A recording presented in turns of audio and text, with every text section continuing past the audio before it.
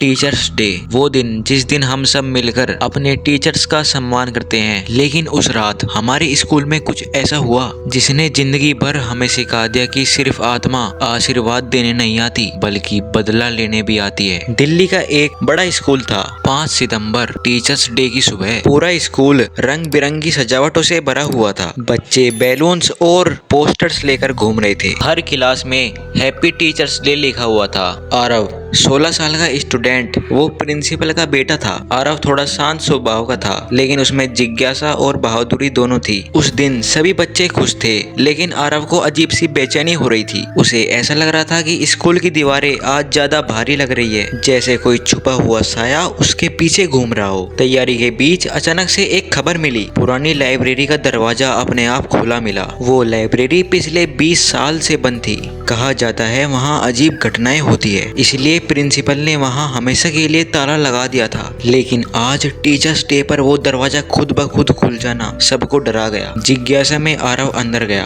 अंधेरा, धूल और पुराने किताबों की गंध। एक पुराने कोने पर उसे टीचर्स डे कार्ड मिला। उस पर खून जैसे लाल धब्बों से लिखा था, धन्यवाद। लेकिन ये आखिरी टीचर्स डे था। आरव की तो फटकर 4 हो गई। शाम को ऑडिटोरियम में फंक्शन शुरू हुआ। बच्चों ने गाने गाए, नाटक किए और गिफ्ट भी दिए। सब कुछ नॉर्मल लग रहा था। तभी अचानक बिजली चली गई। पूरा हॉल अंधेरे में डूब गया। उस अंधेरे में एक दीवार पर औरत की परछाई दिखी। लंबे बाल और उसके हाथों में हाजिरी रजिस्टर था। परछाई बच्चों के बीच चलने लगी। जिस भी बच्चे का नाम वो उस रजिस्टर पर लिखती, वो बच्चा थोड़ी देर बाद गायब हो जाता। चीख पुकार बच गई। सभी बच्चे इधर उधर भागने लगे, लेकिन गेट अपने आप बंद हो गया।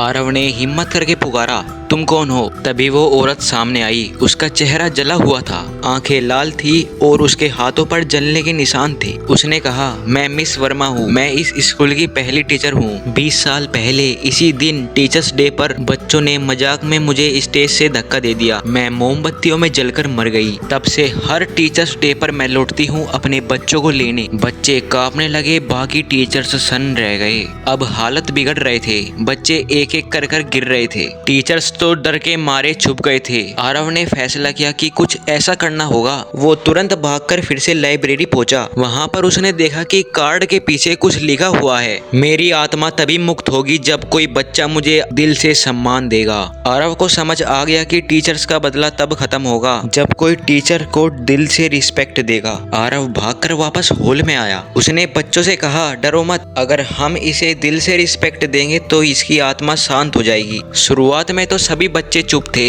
लेकिन फिर आरव ने जोर से कहा, थैंक यू टीचर। धीरे धीरे सभी बच्चों ने बोला, thank you teacher, thank you teacher. पूरा हॉल गूंज उठा। वो औरत चीखने लगी। उसके शरीर से आत्मा निकलने लगी। उसकी परछाई टूटने लगी। लेकिन जाते जाते उसने कहा, याद रखना, अगर किसी भी दिन टीचर्स डे पर किसी टीचर का अपमान हुआ तो मैं फिर से लौट आऊंगी। और फिर वो धुंध में गायब हो गई। बिजली भी वापस आ गई। बच्चे होश में आने लगे। सबको ऐसा लगा कि शायद ये कोई बुरा सपना होगा, लेकिन आरव की जेब में अब भी वही कार्ड रखा हुआ था। रात को घर पहुंचकर जब आरव सोने गया, उसने देखा कि उसके स्टडी टेबल पर ताजे फूल रखे हुए थे। साथ में एक नोट पड़ा हुआ था। नोट पर लिखा हुआ था, धन्यवाद बच्चे, लेकिन मैं अब भी यहीं पर हूँ। आरव की तो सांसें थम गई। फूलों से धुआं उठ रहा था और खिड़की भी अपने आप बंद हो गई। इस कहानी का मोरल यह है कि अपने टीचर्स का सम्मान जरूर करें।